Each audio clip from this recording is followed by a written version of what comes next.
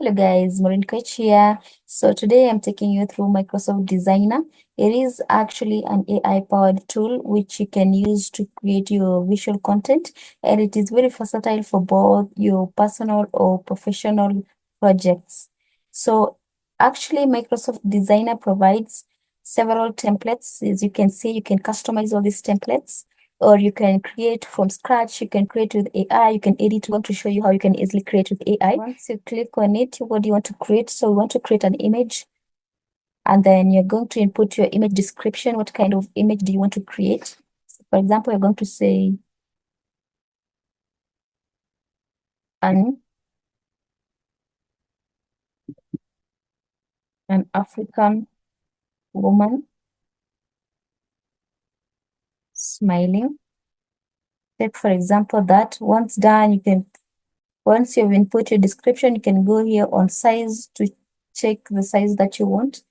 So click on size, and then you're going to change whether you want a squared with these dimensions or a portrait or a wide. So you want a portrait in this case. And then once you have selected, you're going to click on generate, and it's going to generate that image for you.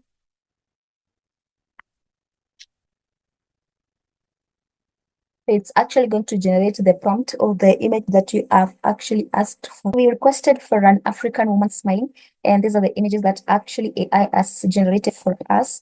So I'm going to pick this particular image here.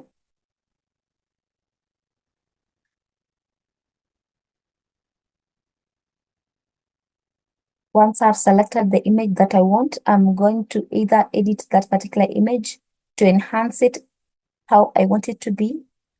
But for this instance, I am going to download this image. So I'm just going to download it.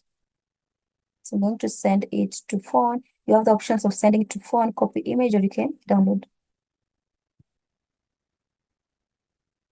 So I'm going to send it to my phone.